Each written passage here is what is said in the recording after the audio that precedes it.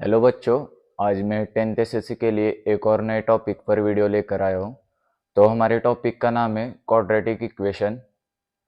तो चलिए इंट्रोडक्शन करा देता हूँ। क्वाड्रेटिक इक्वेशन क्या होता है, शुरुआत करते हैं अपने टॉपिक पर। Equation, quadratic equation. तो इससे पहले आपको समझना पड़ेगा कि पॉलिनोमियल क्या होता है।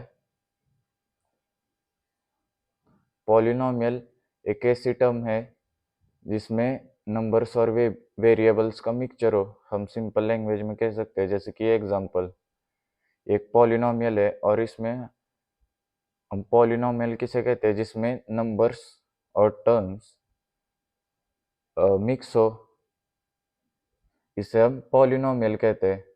नंबर्स और वेरिएबल्स मिक्स हो तो इसे हम क्या कहते हैं पॉलिनोमियल। तो हमने नाइन्थ में इसके कुछ टाइप पढ़े थे। पहला था लीनियर, दूसरा था क्वाड्रेटिक और तीसरा था आपका, इधर लिख देता हूँ, क्यूबिक। अब इसमें मैक्सिमम डिग्री क्या आती है, वन वन आती थी लीनियर में। अब डिग्री क्या होती है, जो पॉलिनोमियल में वेरिएबल की हाईएस्ट पावर होती है। जैसे एग्जांपल यही लो, ये एग्जांपल। अब इसमें हाईएस्ट पावर क्या है वेरिएबल की, 3, मतलब 3 इस पॉलिनोमियल की डिग्री हुई। ठीक है, तो इसमें डिग्री 1 आती है, एग्जांपल 2x+1। क्वाड्रेटिक में मैक्सिमम डिग्री शॉर्ट में लिख देता हूँ 2 आती है, एग्जांपल 2x² + 1। अब क्यूबिक में मैक्सिमम डिग्री 3 आती है, इसका एग्जांपल क्या बनेगा, 2x³ + 1। कुछ भी एग्जांपल ले सकते हो, अनलिमिटेड एग्जांपल है इसके। ठीक है, तो ये कुछ नाइन्थ का आपको मैंने रिवाइज करा दिया कि डिग्री क्या होती है। तो मैं आपको समझा देता हूँ क्वाड्रेटिक इक्वेशन का जनरल फॉर्म क्या होता है। जनरल फॉर्म, क्वाड्रेटिक इक्वेशन का जनरल फॉर्म क्या होता है। जनरली क्वाड्रेटिक इक्वेशन का general form x² + bx + c = 0 होता है। सबसे पहले मैं आपको बता देता हूँ कि क्वाड्रेटिक इक्वेशन क्या होती है। एक ऐसी इक्वेशन जिसमें वेरिएबल की हाईएस्ट पावर 2 हो, मतलब उसकी डिग्री 2 हो, और जिसमें सिर्फ वन वेरिएबल हो, उसे हम क्वाड्रेटिक इक्वेशन कहते हैं। ठीक है, फिर से बता देता हूँ। जिसमें वेरिएबल्स की मैक्सिमम पावर मतलब डिग्री 2 हो, और जिस इक्वेशन में सिर्फ एक ही वेरिएबल प्रेजेंट हो, जैसे इस बेसिक फॉर्म में सिर्फ एक्स वेरिएबल एक ही प्रेजेंट है, उसे हम कहते हैं क्वाड्रेटिक इक्वेशन। ठीक है, तो इसका जनरल फॉर्म ये होता है। तो अगर हमें कोई क्वेश्चन पूछता है कि बताओ भाई कि ये गिवन एग्जांपल क्वाड्रेटिक इक्वेशन है या नहीं, तो हम इस जनरल फॉर्म से कंपेयर करके बता सकते हैं कि वो क्वाड्रेटिक इक्वेशन है या नहीं। तो ये पहली केस बनती है। दूसरी case, A should not B zero. अगर ए जीरो हुआ, देखो अगर हमने इधर जीरो पुट करा तो ये पूरा टर्म ही चला जाएगा, तो ये क्वाड्रेटिक इक्वेशन बन ही नहीं सकता, इसलिए ए शुड नॉट बी जीरो। ठीक है, तीसरी टर्म, मैक्सिमम डिग्री 2 आनी चाहिए इक्वेशन की। जैसे मैंने बताया डेफिनेशन में ही, क्वाड्रेटिक इक्वेशन के मैक्सिमम डिग्री 2 आनी चाहिए। मतलब जिसको हम सिर्फ डिग्री भी बोल सकते हैं, मैक्सिमम डिग्री नहीं, सिर्फ डिग्री भी बोल सकते हैं कि 2 आती है इक्वेशन में, इसे हम क्वाड्रेटिक इक्वेशन कहते हैं। और चौथी केस होती है कि जिसमें एक ही वेरिएबल हो, ओनली वन वेरिएबल। अगर एक इक्वेशन में सिर्फ वन वेरिएबल है और ये ऊपर की तीनों कंडीशन सेटिस्फाई करके ये भी कंडीशन सेटिस्फाई कर गई, तो हम बोल सकते हैं कि वो इक्वेशन है, वो एक क्वाड्रेटिक इक्वेशन है। ठीक है, समझ में आया। तो मैं कुछ एग्जांपल लेता हूँ और आपको बताऊंगा कैसे गेस करना है कि गिवन इक्वेशन क्वाड्रेटिक इक्वेशन है या नहीं। ठीक है, तो एग्जांपल एक लेता हूँ, x² + 5x + 3 = 0। ठीक है, अब हमें पूछा है कि ये फॉलोइंग इक्वेशन क्वाड्रेटिक इक्वेशन है या नहीं, ये बताओ। ठीक है, तो पहली केस क्या थी, कंपेयर विथ जनरल इक्वेशन। ठीक है, कंपेयर विथ जनरल इक्वेशन। अब हमारा जनरल इक्वेशन क्या है, x² + bx + c = 0। अब इधर a की वैल्यू क्या है, कुछ नहीं है, x मतलब 1 होगी 1, b की वैल्यू क्या है 5, c की वैल्यू क्या है 3, मतलब ये कंडीशन तो सेटिस्फाई कर गई। और वेरिएबल की डिग्री क्या है 2, मत दूसरा a should not be equal to 0, मतलब हमें इधर दिख रहा है कि a = 1 है, मतलब 0 नहीं है, मतलब ये भी कंडीशन सेटिस्फाई कर गई। तीसरी कंडीशन डिग्री 2 आनी चाहिए। अब चलो देखते हैं डिग्री क्या आती है। अगर आप देखोगे तो मैक्सिमम पावर इस इक्वेशन में 2 ही है, मतलब ये भी कंडीशन सेटिस्फाई कर गई। ठीक है, अब fourth condition, only one variable होना चाहिए, सिर्फ एक ही वेरिएबल होना चाहिए। ठीक है, तो चलिए देखते हैं इसमें वन वेरिएबल है या मल्टीपल वेरिएबल्स। तो हमने अगर देखा इस इक्वेशन में तो सिर्फ एक ही वेरिएबल दिख रहा, वो है x। तो मतलब ये भी कंडीशन सेटिस्फाई कर गया कि इसमें सिर्फ वन वेरिएबल है, मतलब हमारे ये चारों कंडीशन सेटिस्फाई कर रहे। इससे हम कह सकते हैं कि ये गिवन जो इक्वेशन है वो एक क्वाड्रेटिक इक्वेशन है। ठीक है, ये चारों कंडीशन सेटिस्फाई कर गए। तो और ऐसे कुछ एग्जांपल्स है, तो मैं आपको कुछ एग्जांपल्स देता हूँ, वो आप घर में जरूर ट्राई कीजिएगा, सॉल्व कीजिएगा अपने आप। एग्जांपल है, क्वेश्चन दे देता हूँ आपको, जरूर ट्राई कीजिएगा लेक्चर के बाद। 5x³ + 2x² + 3 = 0, आपको बताना है ये क्वाड्रेटिक इक्वेशन है या नहीं। और एक दूसरा दे देता हूँ, 2x² + x + 2, ये भी आपको बताना है क्वाड्रेटिक इक्वेशन है या नहीं। तो बस ये दो क्वेश्चन दे देता हूँ मैं आपको, आप जरूर ट्राई कीजिएगा कि क्वाड्रेटिक इक्वेशन है या नहीं। तो आपके बुक में कुछ एग्जांपल्स दिए,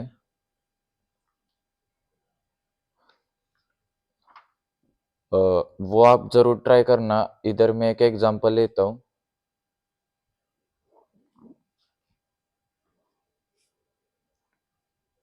l + 2 l - 5 = 0। ठीक है, तो अब हमें पता है, हम कुछ कोई भी फैक्टराइजेशन करते हैं तो कोई भी टर्म दो बार रिपीट होती है।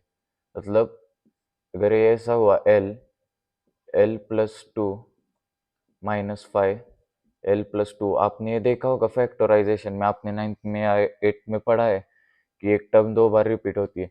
तो चलो हम मान लेते हैं कि l + 2 दो बार रिपीट हुई। ठीक है, तो हम l + 2 - 5 l + 2, ठीक है, हम मान लेते हैं। अब देखो, अगर आप देखोगे इस एग्जांपल में तो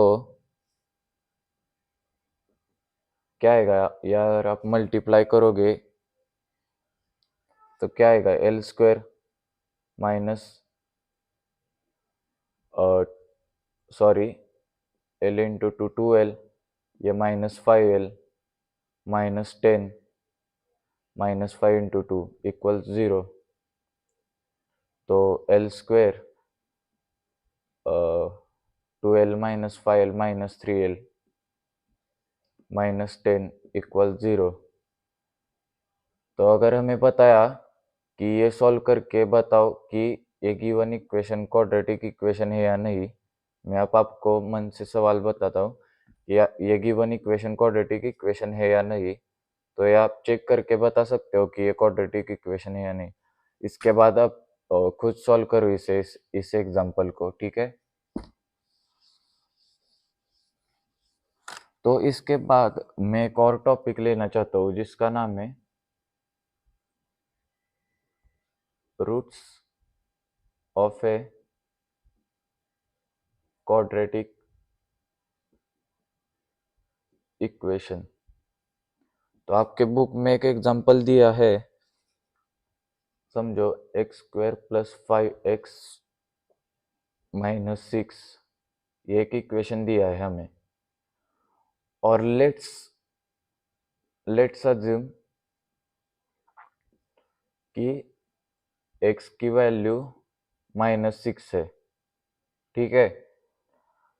अगर हमने इस x की वैल्यू इस इक्वेशन में पुट कर दी, मतलब ये क्या आएगा, -6 का स्क्वायर + 5x - 6, ठीक है। अब सॉरी, x की जगह -6, तो -6 का स्क्वायर क्या आता है, 36, से आपको पता है। +5 × -6 - 30 - 6, तो ये क्या आ जाएगा, 36 -30 - 6 -36, तो ये क्या आ रहा, 0। मतलब हमने देखा कि x की वैल्यू -6 डाल के इस इक्वेशन की वैल्यू 0 आ रही, ठीक है। तो ऐसी एक वैल्यू जिसको डाल के इक्वेशन की वैल्यू 0 आ जाए, उसे हम उस इक्वेशन का रूट कहते हैं। नहीं समझ में आया, फिर बताता हूँ आपको।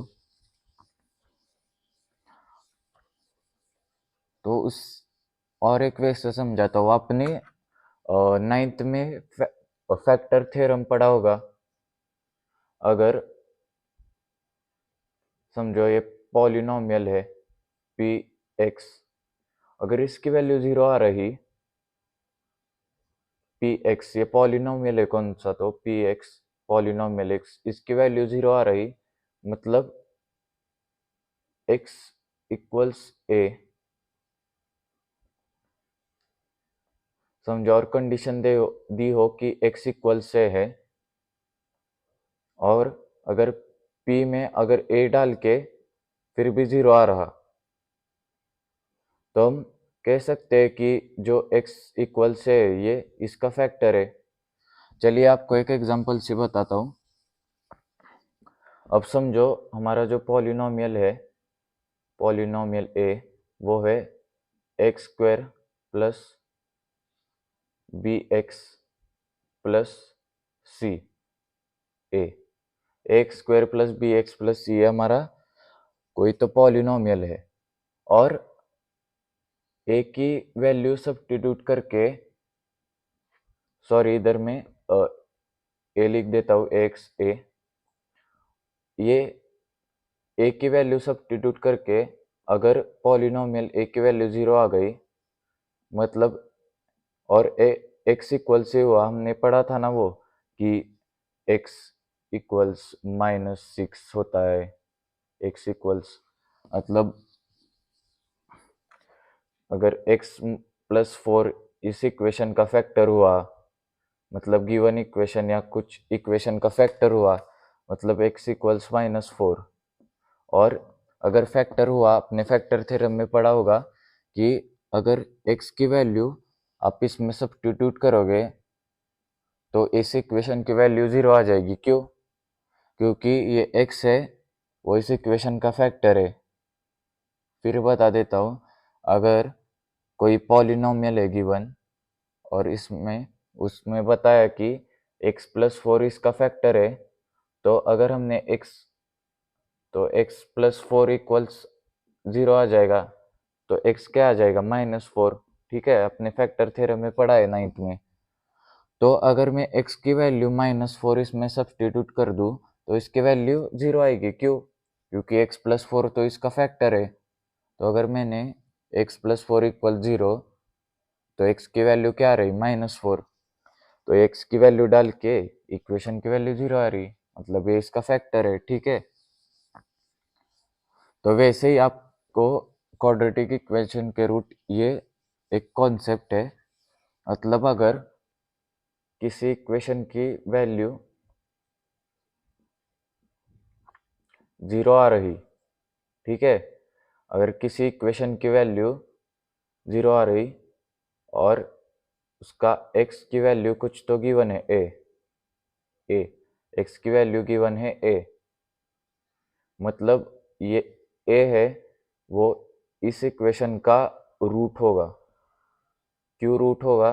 अगर x इक्वल्स a की वैल्यू डाल के इक्वेशन की वैल्यू 0 आ रही, तो ये a है, वो इस इक्वेशन का रूट होगा। तो होप आपको ये समझ में आ गया। अगर मेरे से कोई गलती हो गई तो उसे इग्नोर कर देना। अभी मैंने बता दिया, एक्सप्लेन प्रॉपर कर दिया मैंने आपको। तो मैंने इस तरह आपको एक्सप्लेन कर दिया। अब मैं कुछ एग्जांपल लेता हूँ। 2x² माइनस 7x प्लस 6, यह हमको गिवन इक्वेशन है और हमें बताया check weather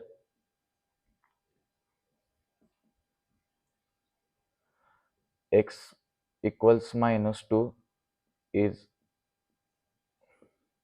root of equation और नॉट। मतलब हमें चेक करना है कि x इक्वल्स -2 वैल्यू डाल के अगर इस इक्वेशन की वैल्यू 0 आ रही, अगर 0 आई तो ये इस इक्वेशन का रूट होगा।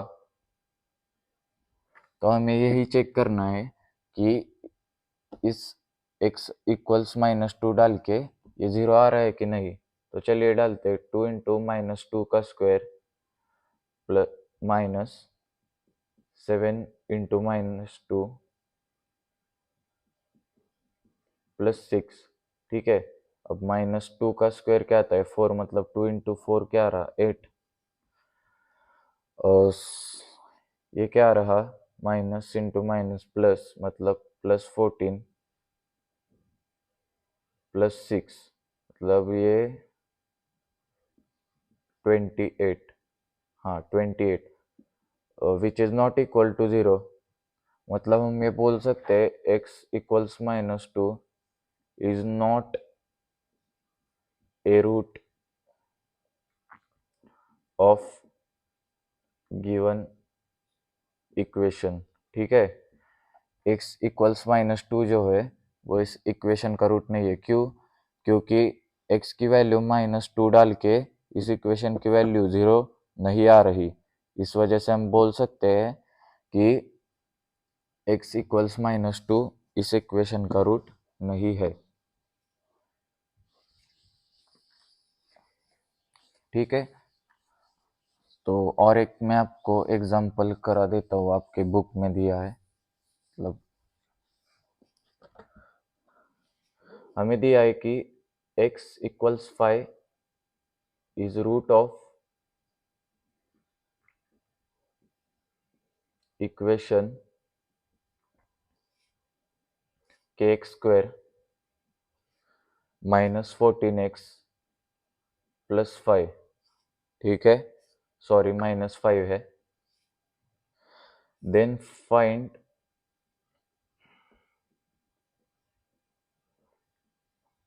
Value of k। अगर x इक्वल्स 5 इस इक्वेशन का रूट है तो k की वैल्यू फाइंड कीजिए। अगर मतलब x इक्वल्स 5 अगर रूट हुआ इस इक्वेशन का, मतलब kx² -14x -5 क्या आएगा? 0 आएगा, क्योंकि x इक्वल्स 5 डाल के इसकी वैल्यू 0 आई, तभी तो ये रूट है ना, ठीक है। तो इस x इक्वल्स 5 हम वैल्यू डाल देते हैं, मतलब ये क्या आएगा? 5 का स्क्वायर -14 इंटू 5 -5 इक्वल 0, ठीक है। अब 5 का स्क्वायर 25, मतलब ये हो जाएगा 25k। 14 into 5 70, -70 -5 equal 0। अब 25k -75 -70 -5 इक्वल 0। अब ये -75 उधर जाके प्लस हो जाएगा, +75। 25k इक्वल्स 75, तो k क्या आ जाएगा 75/25, मतलब k की वैल्यू क्या आ जाएगी 3 आ जाएगी। ठीक है, तो इस तरह ऐसे क्वेश्चन आप सॉल्व कर सकते हो। तो एक फटाक से रिवीजन करा देता हूँ आपको कि मैंने आज क्या पढ़ाया आपको। हमने पढ़ा क्वाड्रेटिक इक्वेशन की जनरल फॉर्म क्या होती है। तो हमें पता है कि क्वाड्रेटिक इक्वेशन की जनरल फॉर्म अब आपको पता चल चुकी है कि ये होती है x² + bx + c = 0। और हम एक इक्वेशन को क्वाड्रेटिक इक्वेशन तभी कहते हैं जब उसकी मैक्सिमम पावर या डिग्री 2 हो और उस इक्वेशन में सिर्फ वन वेरिएबल हो, उसे हम क्वाड्रेटिक इक्वेशन कहते हैं। उसके बाद हमने पढ़ा कि ये अगर एक given following equation quadratic equation हमें प्रूव करना है तो हमें ये पहले कंडीशन सेटिस्फाई करनी पड़ेगी। दूसरी कंडीशन क्या, a should not be 0 equal to 0, a 0 नहीं होना चाहिए। तीसरी कंडीशन क्या थी, डिग्री 2 आनी चाहिए, इक्वेशन की डिग्री 2 आनी चाहिए। और चौथी क्या थी कंडीशन, ओनली वन वेरिएबल, उस इक्वेशन में सिर्फ वन वेरिएबल आना चाहिए। हमने देखा